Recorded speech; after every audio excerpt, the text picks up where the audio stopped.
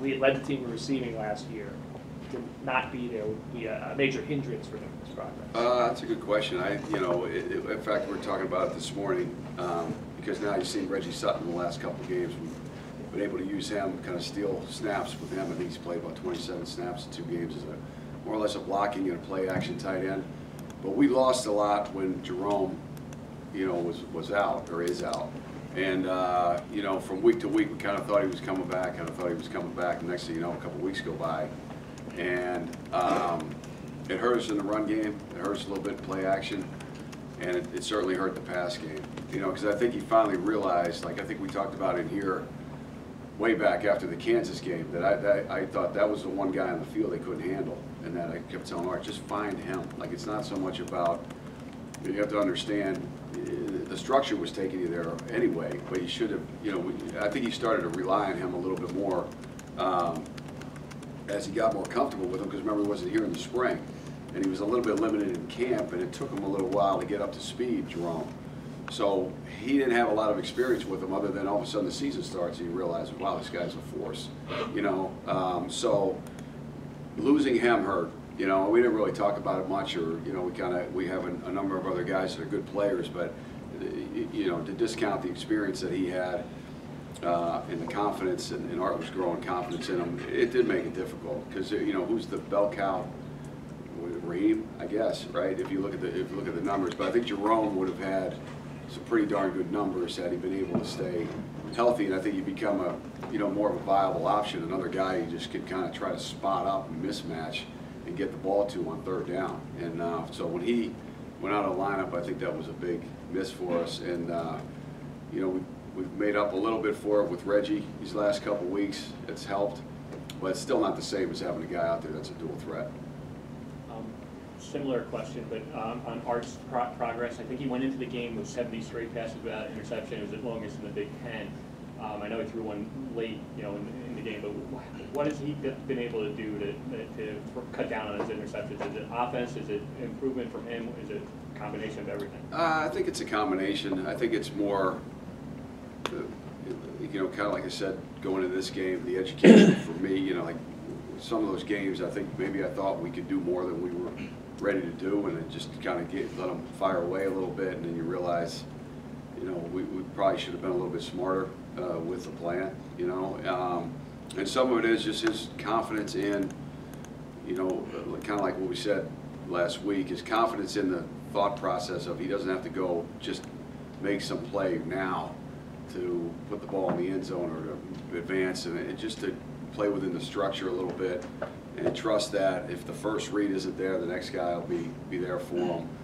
I think he's understanding the timing of the pocket and a little subtle movements in the pockets a little bit better to give himself a little more space to get to that next read and to not feel pressed to just throw it to the first guy regardless of what's going on. So I think all those things have kind of contributed to it. Experience being the overriding factor of all of it. I think to play in these games against these defenses, every week we're talking about one guy or the other. This week we're talking about 99. He's got 7 sacks. So I mean, every week you're talking about the ability to rush the passer, the blitz package.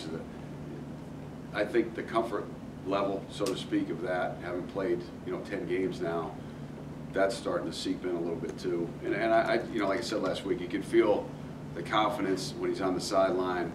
He's very calm. He's very good as far as communicating things. He's very ready to go, so to speak, rather than it's not fake and it's not, just like bravado. It's like, no, I got this. I think it'll be okay. So I think it's all a combination of all that stuff.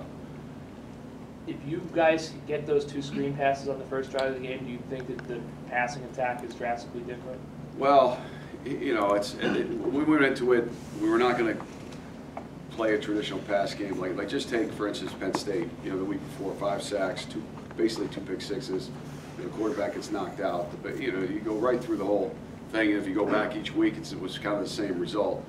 So to sit there and just anybody that tried to do the traditional, like, hey, we'll just run our plays, got beat up pretty good. So the execution of the screens was paramount in having any success in the game, and we didn't. We didn't either block the man cover guy or make the catch or the throw, whatever it was one thing or another. And so when they don't hit, like if that first one had hit, you know, who knows? Because we hit a big run, we're up there at the 50, and that one looked like it was going a pretty good ways.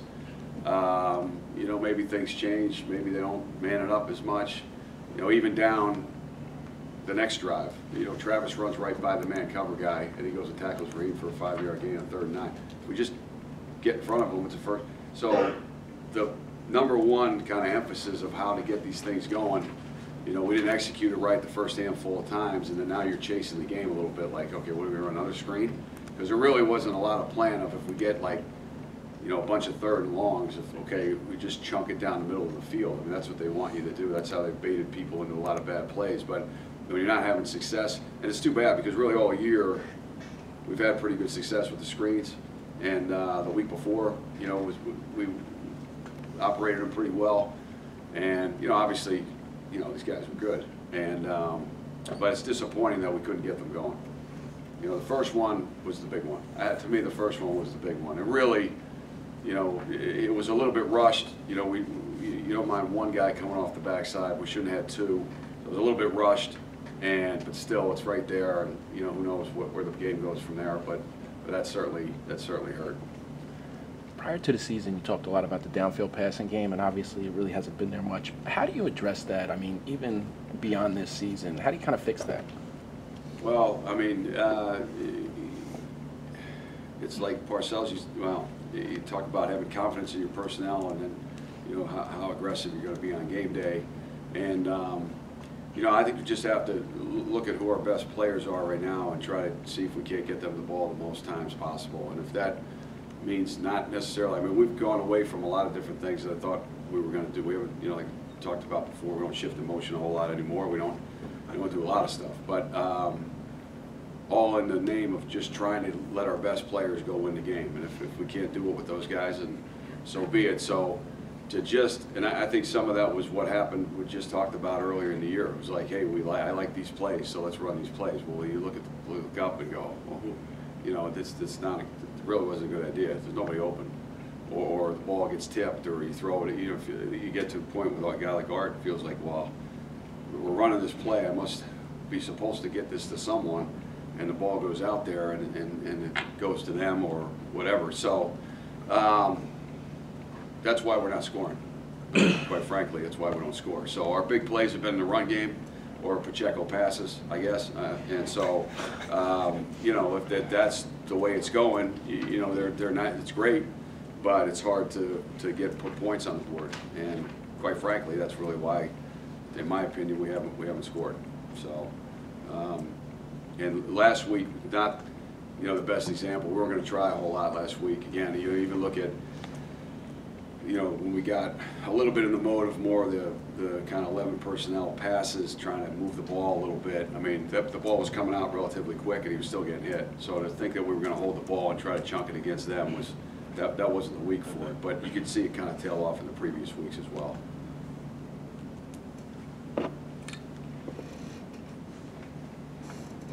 Do you use the next 2 games to sort of try to be more creative with Pacheco and Blackshear? You know you're going to have the 2 of them going forward and trying to find ways to use them. I know you did the Wildcat this week, and I guess the follow-up would be, is Pacheco candidate for the Wildcat? Because obviously he can throw the ball, and that would add something to it.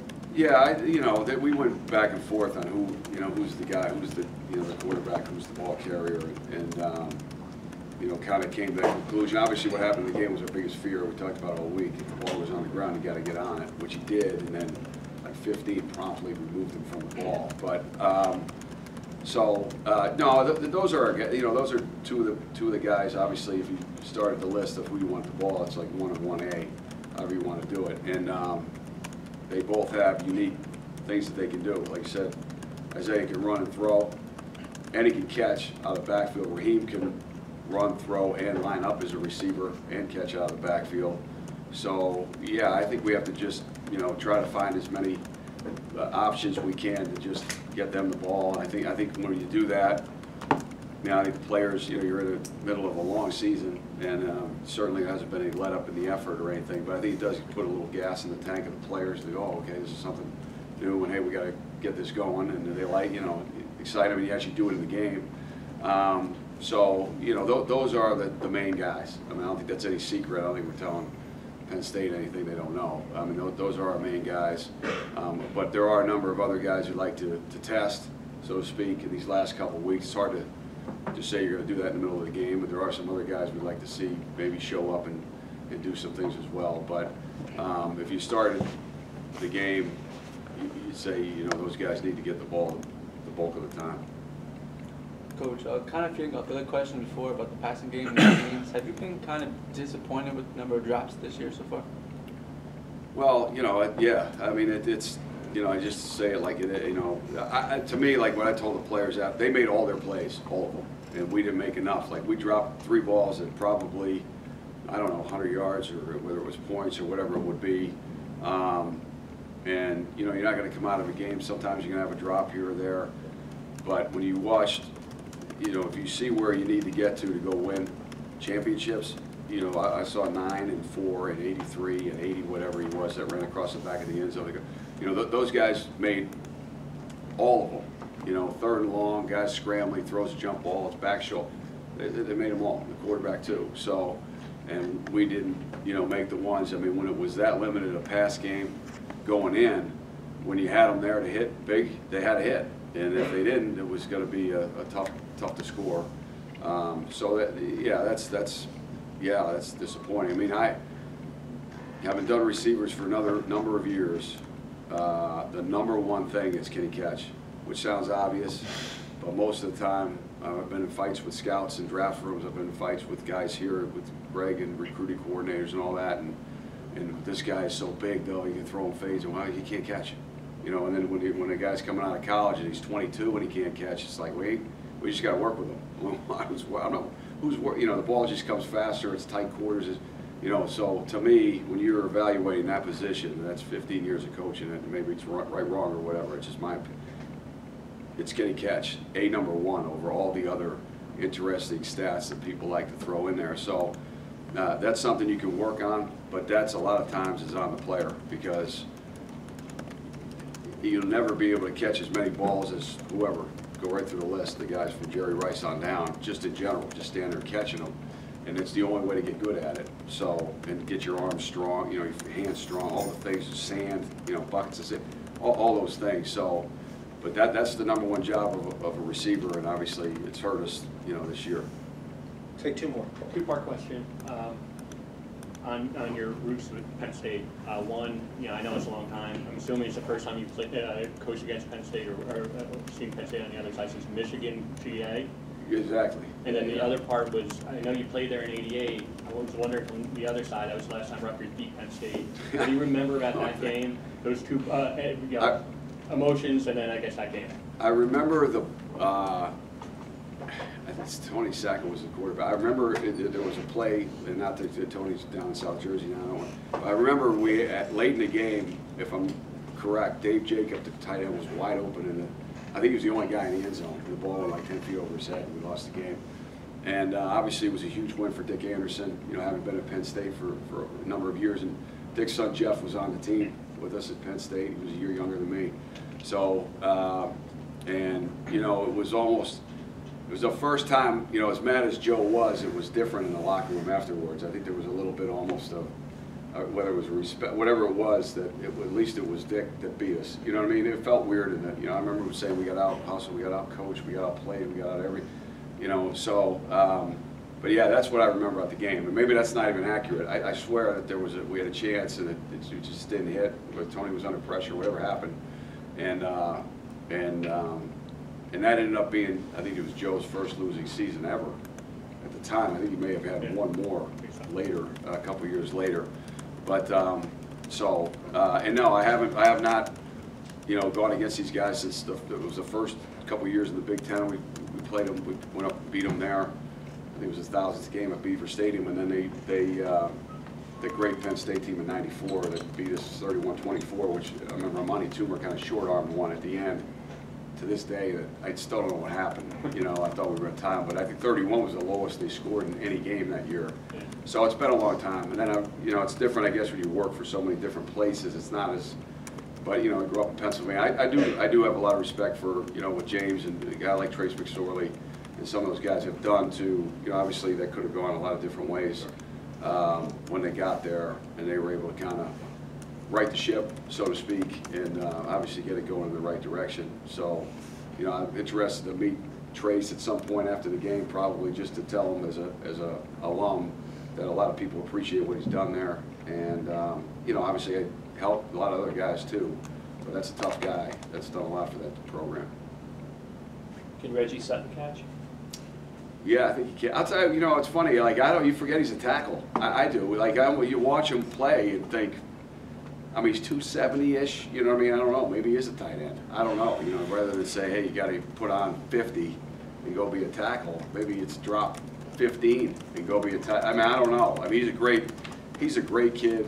He's tremendously smart, calm demeanor, very, you know, like there's a couple things at halftime we talked about, and he's like, yeah, sure. He just lines up, blocks Vinovich. Like, it's like, yeah, whatever. You know, I mean, he's a pretty cool customer, and he's helped us the last couple of weeks.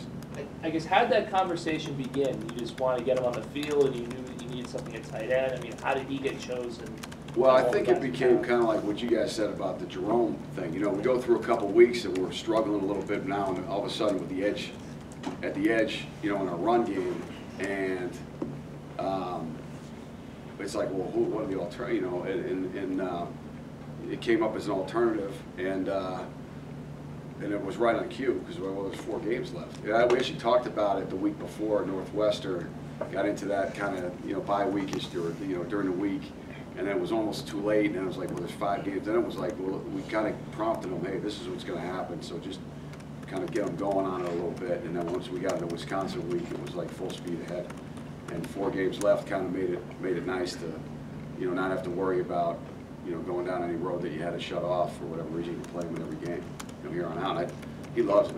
I mean, the players love it. They get fired up when he goes in there. They were all fired up when he knocked 15 down, and you know, he's helped us. And he's a good kid. I think he'll help us a lot in the future for sure. Now he's got 4 years left. Thanks, Coach. Okay. Nice job. All right. Thanks, guys.